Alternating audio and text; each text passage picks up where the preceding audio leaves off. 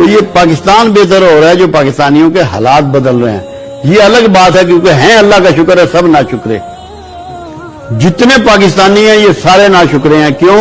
یہ کمپلینٹ کرتے ہیں ملک کی، موسموں کی، ہر حکومت کی، کسی حکومت سے یہ سیٹسفائیڈ نہیں، یہ چاہتے ہیں کہ جو ہمارے حکمران ہیں یہ سارے ولی اللہ ہو جائیں اور ہم ویسے حرامزدگی اپنی پوری کرتے رہیں۔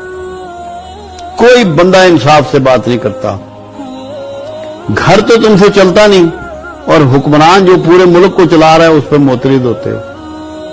گھر نہیں چلتا صحیح، بیوی راضی نہیں رہتی، بیٹا راضی نہیں ہے، اور تنقید ہو رہی ہے پورے ملک کے سسٹم پہ۔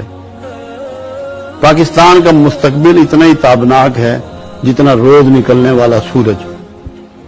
میری بات یاد رکھیے گا، پیچھے نہیں جانا اس نے، پاکستان پیچھے جانے کے لیے نہیں بنا۔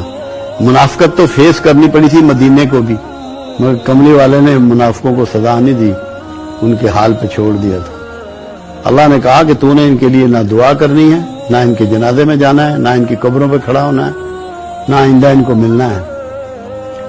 منافقت پاکستان کو بھی ایسے ہی فیس کرنی پڑی، اسی پیٹرن پہ یہ بنا جس پہ مدینہ وجود میں آیا تھا۔ تو جیسے مدینہ کامیاب ہوا ایک منافقت کے علاج کے بعد، منافقوں سے نجات کے بعد، تو یہ بھی بہت جلد ان کامیابیوں کو چھونے والا ہے۔ صرف آپ یہ سمجھ لیں کہ میرے ملک میں کوئی نقص نہیں ہے، کمپلینٹ چھوڑ دیں اس کی، شکر گزاروں میں شامل ہو جائیں۔